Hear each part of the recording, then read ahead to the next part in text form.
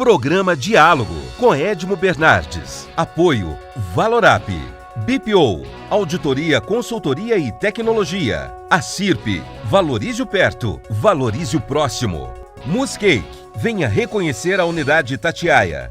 Sicredi, gente que coopera cresce.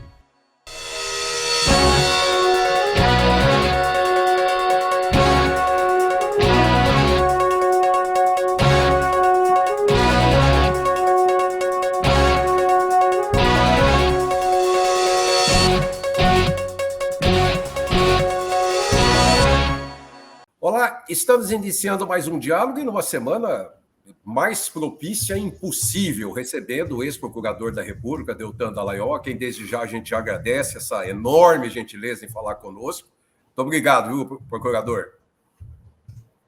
É minha honra, minha alegria estar aqui com vocês, Edmo. Muito obrigado. Bom, você foi procurador de 2003 até 2021, trabalhou no caso do Banestado, mas as pessoas parecem que não vão se lembrar muito do Banestado, esse emblemático caso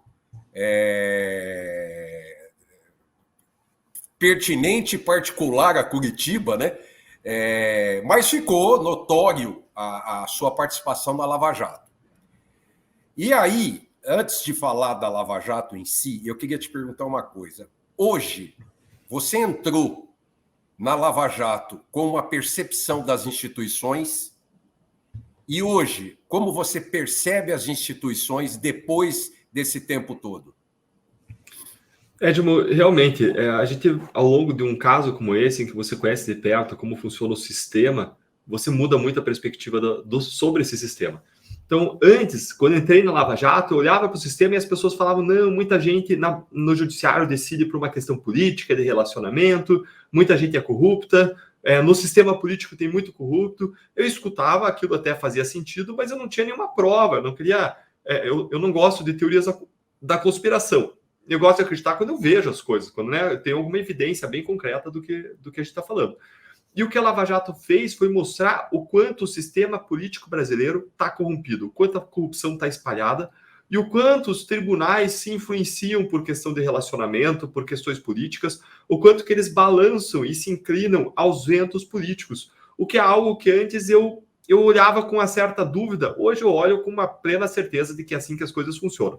Do mesmo modo como o sistema político aparelhou órgãos públicos para desviar dinheiro, para praticar corrupção, e a gente está falando de uma corrupção sistêmica, sistemática, eles ganhavam mais em corrupção do que eles ganhavam do fundo partidário e investiam grande parte desse dinheiro para perpetuar o poder nas eleições. Do mesmo modo como o sistema político fazia isso, o sistema político busca colocar nas cortes de justiça pessoas que, agora, em vez de arrecadar propina, como são nos outros órgãos, pessoas que vão proteger amigos, perseguir inimigos e que vão se inclinar aos interesses de quem está no poder. Bom, aí... Vamos falar um pouquinho mais disso aí, porque nós tivemos uma demonstração leve, já que, eu vou dizer assim, parece que a coisa não anda no Ministério da Saúde recentemente, com a questão das vacinas.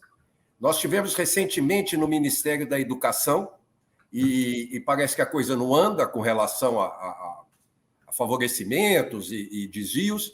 Eu entrevistei o atual presidente do CEAGESP de São Paulo, e que contou, Coronel Melo, o que acontecia de corrupção dentro do CEAGESP, abertamente, assim, com detalhes em cima do negócio, o que só vem corroborar, dizer o seguinte, ainda dá para acreditar nesse Brasil se todas essas instituições estão locupletadas pela corrupção? Edmo, dá para acreditar sim, porque a base não é corrupta como é o topo. Várias pesquisas mostram que a corrupção na base é pequena. Quando você olha, então, por exemplo, vocês estavam falando antes da gente entrar, estavam conversando sobre vacinação, tá? Se você foi se vacinar, ou levou um filho se vacinar, ou acompanhou alguém que foi se vacinar, eu duvido que o posto de saúde tenha te pedido propina, ou o hospital tenha te pedido propina. Se você foi fazer uma ligação de água e esgoto para tua casa, duvido que te pediram propina. E se você foi fazer uma ligação de energia elétrica, se você foi registrar um caso na polícia, levar um processo ao judiciário, eu duvido que tenham te pedido propina, porque a corrupção na base da pirâmide social do Brasil é pequena comparativamente aos outros países da América Latina. Segundo pesquisa, somos o segundo ou o primeiro mais honesto da América Latina. Agora, o problema é quando você olha para a camada política. Porque a política tem um sistema que fez com que, ao longo dos anos, se perpetuasse a corrupção e se alastrasse a corrupção. Que sistema é esse? É o sistema da impunidade.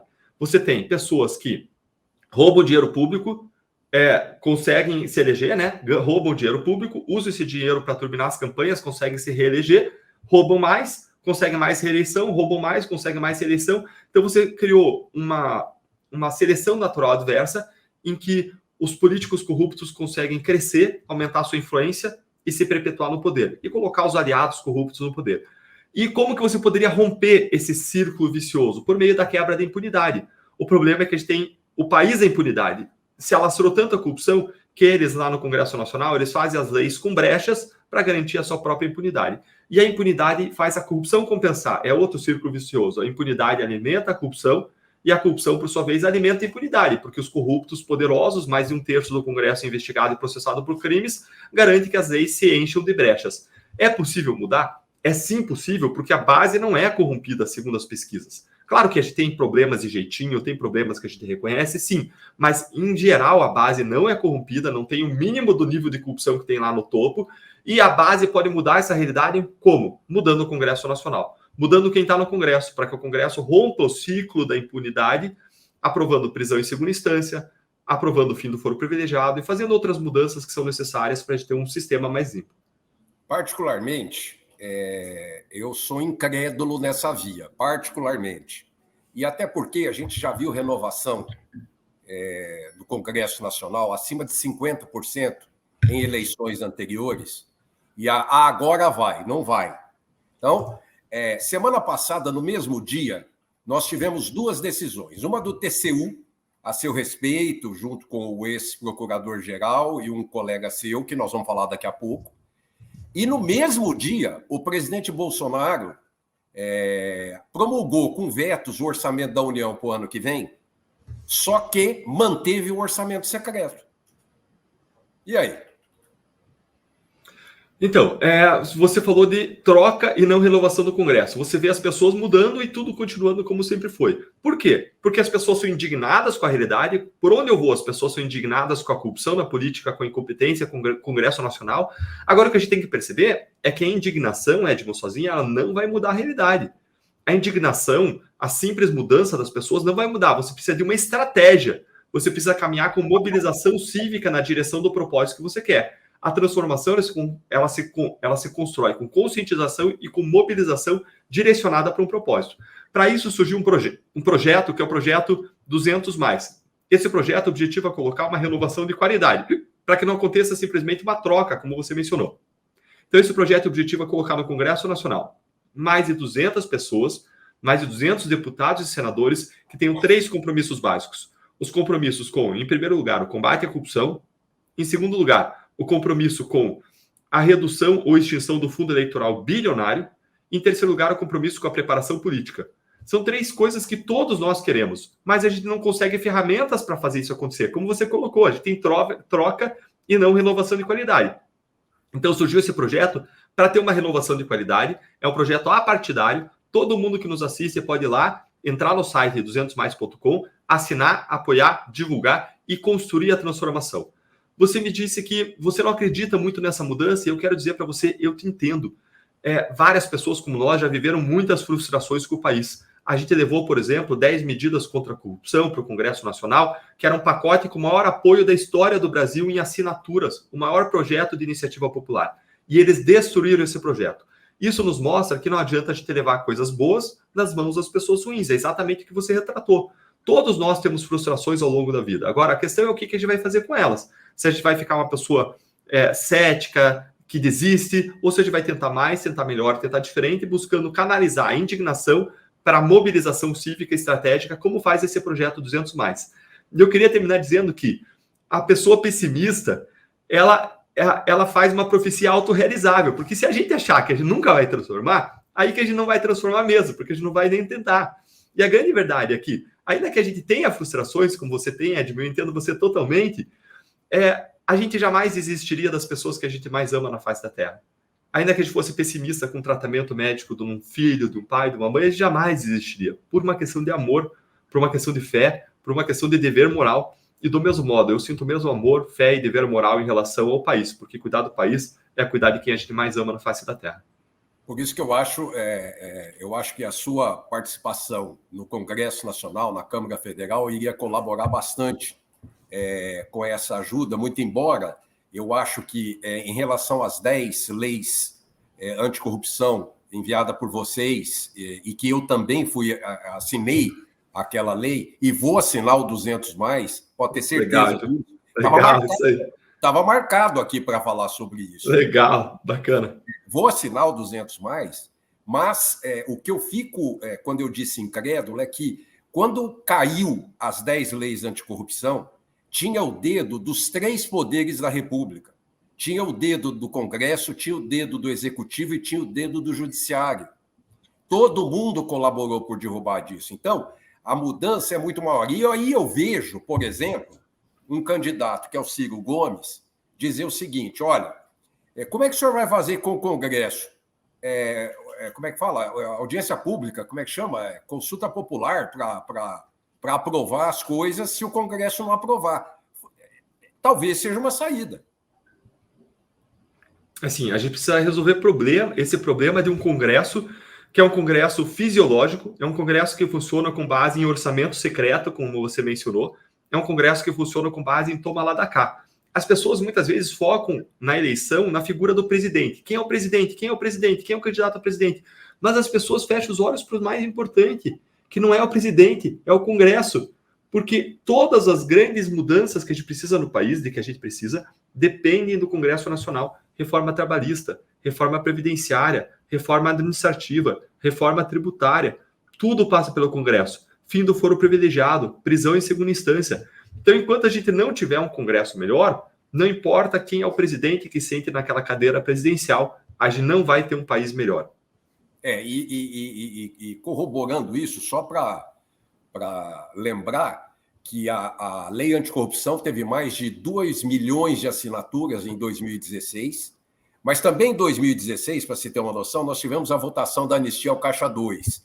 Quer dizer, é uma coisa que parece que anda, de repente anda um pouquinho para trás. Vai para frente, vai um pouquinho para trás. Mas eu acho que você tem razão. A gente tem que ser persistente mesmo, porque também em 2017, aquela lei do PLC 27, das sanções a magistrados e a promotores, procuradores por abuso de autoridades. Quer dizer, parece que está querendo que não haja investigação, querendo já, escuta, cuidado até onde você vai.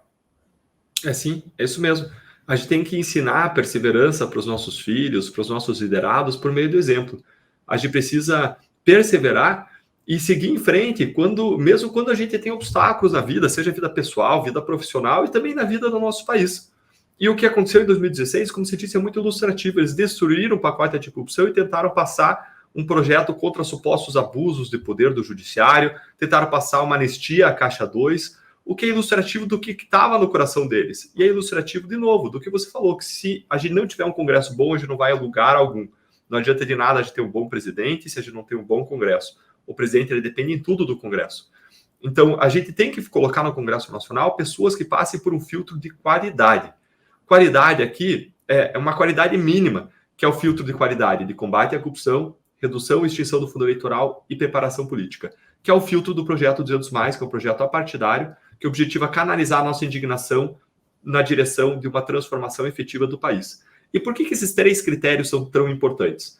E alguém pode dizer, não, mas precisa de muito mais. Precisa sim, mas se você passar esses 3 critérios ao Congresso, não sobram 30 lá hoje. E esses 3 critérios são tão importantes porque, em primeiro lugar, sem combate à corrupção, a gente não vai a lugar nenhum. Se a gente continuar com o Congresso autointeressado, com 1/3 investigado e processado por corrupção, eles vão continuar desviando dinheiro não só lá, nos municípios, nas cidades, nas escolas, no Estado. É uma corrupção grosseira que mata, que rouba, que esfolia, que tira oportunidades, que tira a segurança, que tira a saúde. Então, combate à corrupção é essencial. Em segundo lugar, redução ou extinção do fundo eleitoral, que foi aumentado agora de 2 para 6 bilhões. O problema desse fundo eleitoral não é só que está tirando dinheiro da educação, saúde e segurança para derramar em caras campanhas eleitorais. O problema é que ele garante a reeleição de quem já está no poder. Ele perpetua no poder os mesmos que já estão lá, porque o dinheiro é direcionado para quem já está lá. o dinheiro não é democraticamente distribuído. Não, os caciques partidários, que são os grandes líderes dos partidos, vários investigados por corrupção, direcionam para os seus aliados. E, em terceiro lugar, preparação política. Porque como que você vai querer que um deputado ou senador trate de reforma trabalhista, previdenciária, tributária e administrativa, sem o cara ter o mínimo de preparo nesse assunto? Ele tem que ter alguma bagagem, estudo, tem que ter se preparado para isso. É o que todos nós queremos, mas hoje a gente não tem no Congresso e a gente pode conseguir construindo isso de baixo para cima. E uma ideia boa, vou chamar o intervalo, mas uma ideia boa seria o executivo, se pudesse, né, se fosse livre, se fosse independente, era só dizer aos ministérios, estão autorizados a divulgar onde está indo o orçamento secreto, porque quem distribui a grana são os ministérios, e os ministérios poderiam dar transparência a esse dinheiro, e aí aquele dinheiro dos 6 bilhões de reais não seria escondido. Bom, vou chamar o intervalo, daqui a pouquinho estamos de volta, até já.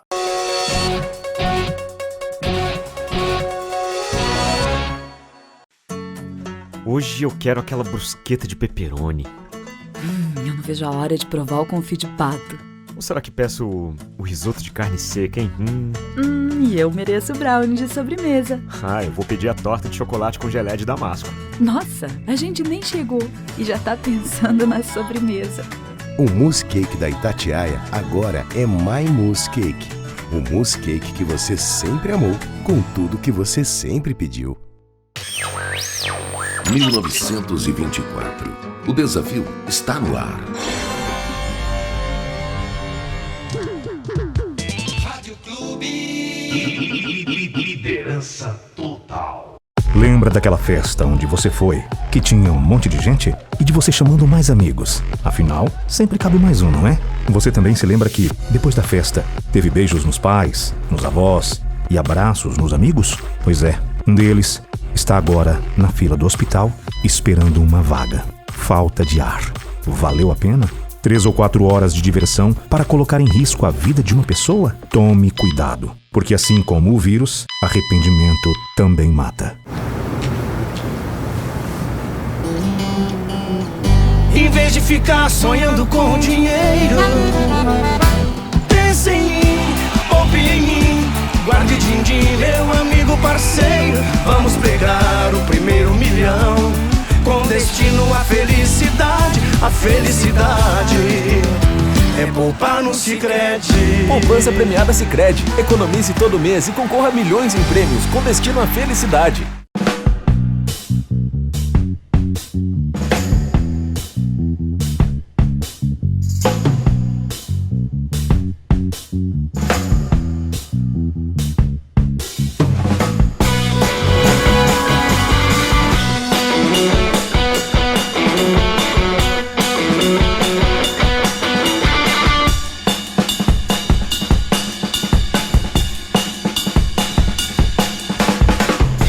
Diálogo, apoio, Valorap, Acirp, Mousse Cake e Sicredi. Estamos de volta com o segundo bloco do programa, recebendo gentilmente a presença do ex-procurador Deltan Dallagnol. Procurador, vamos falar sobre a Lava Jato. Também aí, semana passada, veio a decisão do TCU, a quem, desde já, antes de fazer a pergunta sobre a decisão, eu quero falar sobre a legitimidade do TCU, né? A gente começou falando no primeiro bloco sobre a ocupação de algumas instituições, e aqui eu vou tomar a liberdade de dizer que eu sinto isso na Polícia Federal, eu sinto isso no Supremo Tribunal Federal, olho e vejo no STJ, tenho visto em tantos outros lugares essa tentativa de ocupação dessas instituições que, se fossem independentes... Porra, as agências reguladoras, então, é uma vergonha, as agências reguladoras no Brasil. Eu nem seria uma ideia brilhante essas agências reguladoras, mas não da forma como está, né? Como é que o senhor acha ver o TCU para a independência dele, a tecnicidade dele, para poder dar uma punição a vocês? Para as pessoas entenderem esse julgamento, elas têm que entender quem escolhe os ministros do Tribunal de Contas da União. Se você pensa numa Corte de Contas que está lá para controlar o dinheiro público, você quer que sejam pessoas concursadas, técnicas, preparadas para isso, mas não é o que acontece.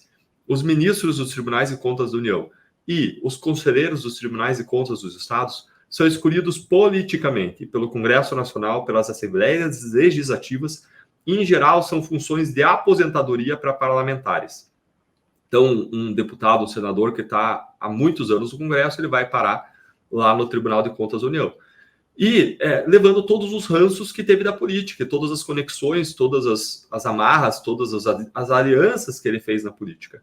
E o que você tem lá no Tribunal de Contas da União, essa Câmara que me julgou, é uma Câmara formada por 4 ministros indicados politicamente, que foram todos delatados e investigados na Lava Jato. Todos.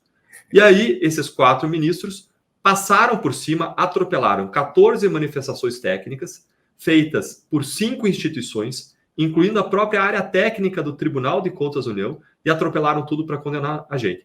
Não precisa explicar mais nada, né? Mas a gente pode entrar em detalhes e explicar mais esse caso. Agora, isso já explica em grande medida aí o que aconteceu na semana passada. Isso, eu olho para os seus colegas, né? Todos os estados, eu olho de uma maneira geral, né? Com todo respeito ao atual Procurador-Geral da República, eu imagino que deve ter uma categoria de procuradores no Brasil extremamente decepcionada com atitudes, com decisões, com atividades, e que não pode desanimar e desmotivar os colegas na continuidade de combater corrupção, desvio de dinheiro, fraudes e tudo o que acontece que os procuradores federais combatem diariamente. Edmo, com certeza. É o que a gente escuta de dentro de todas as instituições, de dentro do Tribunal de Contas, de dentro dos servidores técnicos, né, concursados, dentro do Ministério Público, dentro do Judiciário, está todo mundo desanimado. Imagine, então, que você tem lá um país... Deixa eu te contar uma história. Você tem lá um país, um estado, em que tem uma classe de poderosos que domina o poder, e essa classe está extorquindo a população, está extorquindo, está roubando a população, está oprimindo a população. Só uma pergunta, esse país é na América do Sul, não? esse país é na América do Sul, mas por enquanto a história é uma história, tá? E aí você tem lá um país que está oprimindo, uma classe dominante está oprimindo, que está roubando, saqueando, e aí surge uma rebelião. E essa rebelião quer mudar, quer estabelecer uma democracia, uma república, quer que as coisas sejam feitas corretamente, e eles reprimem essa rebelião. Qual é a primeira coisa que eles fazem depois de eles reprimirem essa rebelião? Eles enforcam quem liderou a rebelião. Por quê? Porque eles não querem que nunca mais surja uma rebelião. E a mensagem é, nunca mais alguém ouse nos enfrentar. O que eles estão fazendo hoje na Operação Lava Jato? A Lava Jato ela foi uma rebelião dentro da lei contra quem nos roubava há séculos, há décadas, contra os poderosos que, desde Padre Antônio Vieira, que ele reclamava em 1650, saqueavam e enforcavam, como dizia Padre Antônio Vieira. Então, foi uma rebelião dentro da lei contra os poderosos. Pela primeira vez, pessoas tiveram a coragem de dar cara a tapa contra os grandes corruptos. As pessoas se levantaram na Lava Jato, com o apoio da sociedade, e pela primeira vez a gente conseguiu fazer isso. Depois que abaixou a fervura, que a sociedade saiu das ruas, a sociedade brasileira não tem um nível de amadurecimento para se manter articulada por mais de 6 anos. Já fiquei surpreso, foi muito bom que a gente conseguiu hoje. Ficou 6 anos articulado com a sociedade. Quando a fervura baixa, eles estão reagindo. E nessa reação, eles querem garantir a própria impunidade, então eles estão mudando regras, derrubando condenações, mudando regras para que no futuro o combate à corrupção não funcione mais. E, além disso, eles estão querendo se vingar. Eles estão querendo pendurar numa forca os líderes da Operação Lava Jato. É isso que o Tribunal de Contas fez quando nos condenou a pagar 3 milhões de reais. É uma forca de 3 milhões de reais. Quem é o juiz e o promotor que, em sã consciência, vai combater a corrupção no futuro no Brasil, quando ele vai ser condenado por uma conta que ele não deve a pagar 3 milhões de reais, que vai acabar com todo o futuro financeiro dele e da família dele? Mas quando o ex-presidente Lula, em 2022, esse ano, entrou com uma ação de 1 milhão por violação da honra, 75 mil de condenação, vocês receberam doação de mais de 500 mil reais em pouquíssimo tempo para poder sustentar isso, caso fosse até o fim.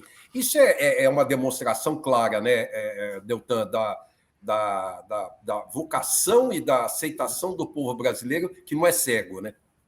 É sim, Edmo. Foi algo inacreditável que aconteceu. Sem a gente pedir, as pessoas começaram a fazer depósitos, doações para a minha conta corrente, que em 36 horas somaram mais de R$500 milhão.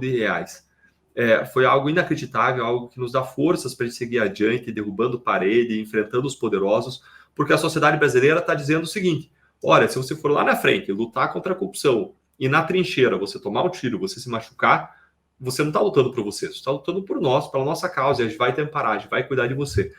Então é esse o movimento que a gente viu acontecer. Hoje, essa condenação que a gente teve agora na semana passada no Tribunal de Contas da União é uma condenação que ainda está sujeita a recurso, a gente acredita que vai derrubar isso na justiça.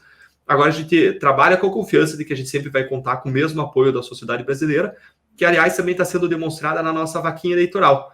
A gente está em pré-campanha para deputado federal agora, e as pessoas já depositaram mais de R$200 mil na nossa vaquinha eleitoral. É a vaquinha eleitoral que mais recebeu recursos da maior quantidade de pessoas de todo o Brasil, o que é um sinal do tamanho do apoio a essa causa.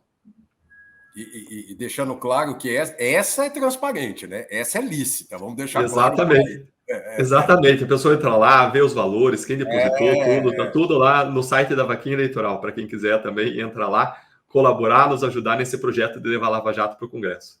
Agora, uma coisa curiosa que a gente olha, né, em relação ao Lava Jato, é porque tiram não sei o quê do ex-presidente Lula, não prendem fulano de tal, soltam fulano de tal, falta documento de fulano de tal, mas ninguém pede os mais de R$2,5 bilhões que vocês conseguiram reaver do dinheiro público, e que com certeza é muito, muito, muito maior do que isso que aconteceu, mas ninguém pede para devolver os mais de R$2,5 bilhões para o Caixa Público, para os seus, quem fez os acordos com vocês, né? Assim, nunca uma operação conseguiu recuperar algo assim. R$15 bilhões, esse dinheiro não cresceu em árvore, esse dinheiro foi desviado, roubado e foi devolvido para os cofres públicos.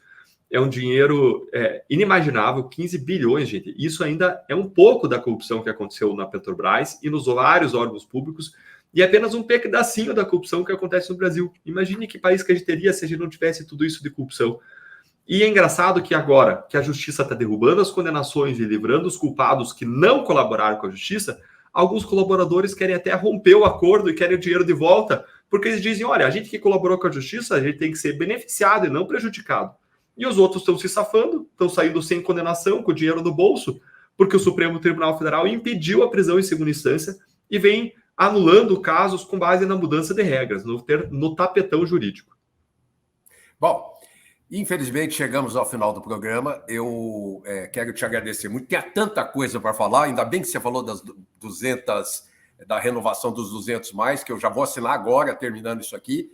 Mas legal. Te agradecer, está à sua disposição, o Marlos Melek, que intermediou essa nossa conversa extremamente agradável.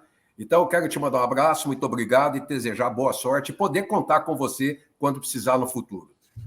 Edson, com certeza, vou estar sempre à disposição para trazer assuntos de interesse público, de cidadania, de formação cidadã e para a gente construir um país melhor. Afinal de contas, é o que eu quero para os meus filhos, filhas. Foi essa a razão pela qual eu tomei a decisão mais difícil da minha vida, que foi de sair do Ministério Público, tirar o burro da sombra. Meu burro estava amarrado na sombra e eu coloquei no sol e na chuva. Coloquei no sol e na chuva, perdendo estabilidade, aposentadoria, um salário excelente, uma carreira de 18 anos, que é uma das mais disputadas do país para se entrar. Troquei isso para lutar pela sociedade, porque eu quero construir um país melhor, mas eu não consigo sozinho. Eu vou precisar contar com a ajuda de todo mundo que nos assiste, que nos escuta, que nos acompanha. Obrigado demais, prazer enorme estar com vocês, um grande abraço. Pessoal, semana que vem estamos de volta, até lá. Programa Diálogo com Edmo Bernardes. Apoio Valorap, BPO, Auditoria, Consultoria e Tecnologia. A CIRP, valorize o perto, valorize o próximo. Muscake, venha reconhecer a unidade Itatiaia. Sicredi, gente que coopera cresce.